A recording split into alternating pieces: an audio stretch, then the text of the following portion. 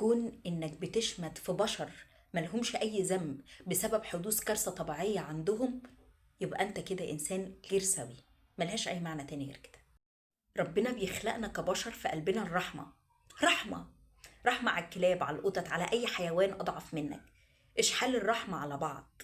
فدي سمة من سمات البشر، سمة من سمات انك كائن حي او بني ادم حي.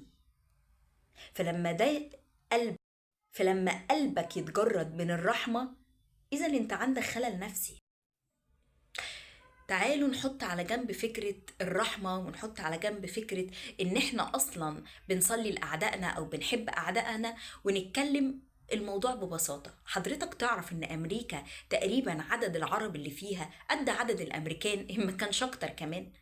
وفي كل لحظة انت شمتان وفرحان فيها بسبب ان الناس دي بتولع في واحد عربي او 100 واحد عربي معرض ان هو يموت او يفقد اسرته، او حتى يفقد شقة عمره، بيته او مشروعه اللي قعد عمره كله يبني فيه وتغرب سنين عمره كلها عشان يعمله. ببقى نفسي افتح الدماغ دي وافهم فيها ايه البني ادم اللي قاعد شمتان ده، دماغه فيها ايه. مفيش بيت في مصر تحديدا ما فيهوش لا واحد قريبك صاحبك جارك معرفة مسافر بره مصر، مسافر في أمريكا. فانت كده كده ليك حد هناك. ومفيش شاب من اللي بيتكلموا دول ما عندهمش حلم الهجرة لأمريكا عشان يسيبوا البلد اللي زي الزفت دي ويروحوا يعيشوا حياتهم ويبقوا النمر الأسود أحمد زكي. ومفيش شاب من دول لو جات له فرصة ان هو يسافر ويكسر فيزا عشان يعيش بره مش هيعمل كده. ايه التركيبة دي؟ ايه التركيبة العقلية دي؟ معلش حبيبتي، ده غضب ربنا عليهم. اتدخلي بقى انت في حكمة ربنا علشان اللي عملوه في فلسطين. هو في حقيقة الامر ان احنا لو هنحسب الكوارث الطبيعية هي غضب من ربنا علينا، احنا هنبقى في مصيبة، لان الفيضانات بقى كمان غضب من ربنا، والزلازل وهكذا.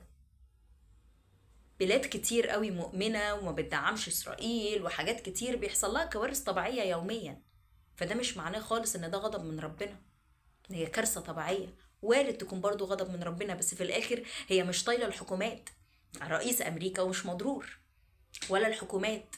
اللي مضرور البشر، البني آدم اللي زيه زيك، القطة والكلب والحيوان اللي ملوش ذنب في حاجة في غابة بيتحرق وبيموت، هو ملوش أي ذنب، ما يعرفش فلسطين ولا إسرائيل ولا أي حاجة. العيل الصغير العربي اللي زيه زيك.